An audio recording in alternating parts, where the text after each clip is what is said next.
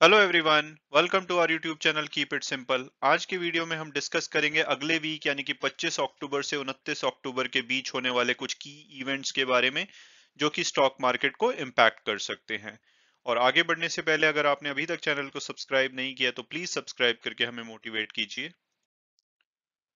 तो सबसे पहले अगर हम बात करें पिछले वीक की समरी की, तो निफ्टी 50 ने एक बार के लिए 18,600 के लेवल को छुआ, लेकिन वहां से वो फिर गिरा और लगभग अपने पीक से 3% तक नीचे गया। और ओवरऑल अगर वीक ऑन वीक देखें तो 1% के आसपास वो गिर के बंद हुआ है।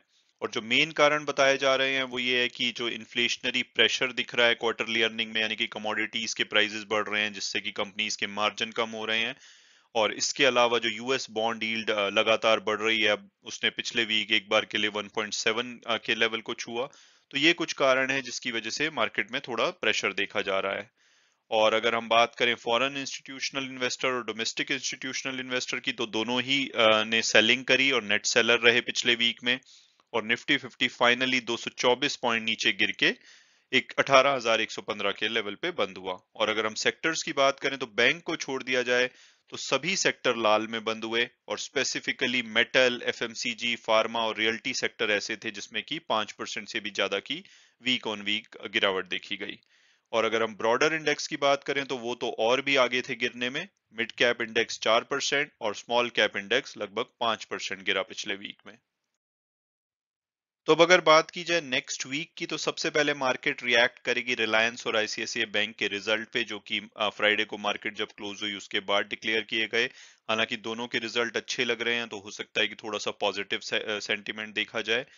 और अगर ग्लोबल मार्केट की बात की जाए तो नेस्डैक थोड़ा सा नीचे बंद हुआ है, हालांकि डो जोन्स थोड़ा सा पॉजिटिव ही था। तो हो सकता है कि आईटी सेक्टर में दबाव जारी रहे। और ओवरऑल एनालिस्ट ये मान रहे हैं क्योंकि मंथली एक्सपायरी है, थोड़ी सी वॉलेटिलिटी रहेगी तो मार्केट रेंज बाउंड रह सकता है और थोड़ा सा कंसोलिडेट कर सकता है। और अगर हम की इवेंट्स की बात करें तो अर्निंग सीजन पूरे फ्लो में चल रहा है और अगले वीक भी 700 के आसपास जो कंपनीज हैं अपना रिजल्ट डिक्लेयर करेंगी सेकंड क्वार्टर का। इसमें से 20 कंपनीज ऐसी हैं जो कि निफ्टी 50 का पार्ट है और उनकी वेटेज लगभग 26.7% है। तो आप इन कंपनीज के नाम देख सकते हैं। तो टॉप 20 कंपनीज में जैसे कि Bajaj finance, Kotak Mahindra bank, ITC, Maruti, तो कुछ बड़ी कंपनीज के रिजल्ट हैं। इसके अलावा अगर निफ्टी 50 के बाहर देखा जाए, वहां पे भी कुछ बड़ी कंपनीज जैसे कि लुपिन हो गई, जी एंटरटेनमेंट हो गई, वेदांता हो गई, टाटा पावर, तो ये सब कंपनीज के रिजल्ट आएंगे तो मार्केट इन पे रिएक्ट करेगी। इसके अलावा अगर हम कोरोना वायरस और वैक्सीनेशन को देखें तो भारत ने as expected 100 crore vaccination complete करी पिछले वीक में। अब लगभग 101 करोड़ से ज्यादा लोगों को वैक्सीन लगाई जा चुकी है। इसमें से 30% लोग ऐसे हैं जिनको कि दोनों डोजेस लगाई जा चुकी हैं, यानी कि वो फुल्ली वैक्सीनेटेड हो चुके हैं। और ओवरऑल 20,000 से कम केसेस आ रहे हैं लगभग 2 हफ्ते से, तो ये अच्छी खबर है। हालांकि मार्केट थोड़ा सा कॉशियस रहेगा क्योंकि यूके में से न्यूज आ रही है कि वहां पे केसेस बढ़ रहे हैं, चाइना में बीजिंग में केसेस बढ़ रहे हैं। और जैसे कि फेस्टिवल सीजन आ रहा है तो होपफुली उसका कोई इम्पैक्ट नहीं पड़ेगा और केसेस होपफुली नहीं बढ़ेंगे। लेकिन मार्केट उसको कॉशियसली वॉच करेगा।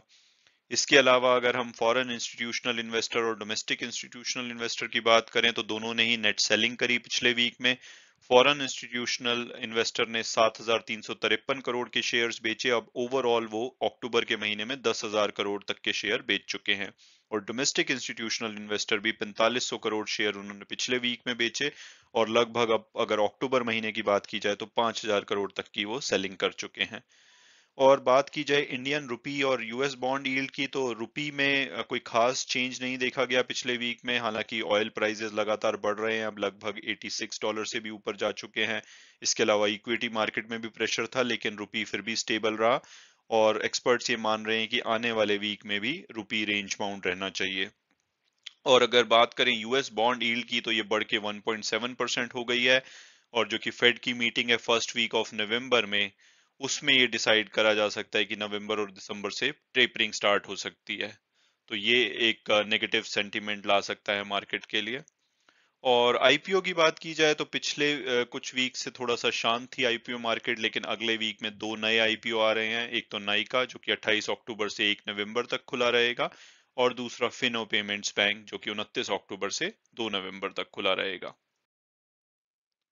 तो ये कुछ इवेंट की समरी थी जो कि अगले वीक मार्केट को इम्पैक्ट कर सकते हैं। इसके अलावा आईसीआईसीआई बैंक और रिलायंस के जो रिजल्ट पॉजिटिव रहे हैं उसकी वजह से थोड़ा मार्केट पॉजिटिव रहनी चाहिए, लेकिन मंथली एक्सपायरी है, यूएस बॉन्ड यील्ड बढ़ रही है और टेपरिंग का रिस्क है, तो थोड़ा सा प्रेशर भी रहना चाहिए। तो ओवरऑल एनालिस्ट ये मानते हैं कि मार्केट शायद 18,000 से 18,500 के बीच में रह सकती है based on option chain analysis and technical view. बाकी डिस्क्लेमर ये है कि अगर आप कोई इन्वेस्टमेंट करना चाहते हैं तो अपने फाइनेंशियल एडवाइजर से बात कीजिए, फर्दर रिसर्च कीजिए और अगर उसके बाद आप कंफर्टेबल होते हैं तभी आप इन्वेस्टमेंट कीजिए। Thanks so much for watching the video and God bless you all.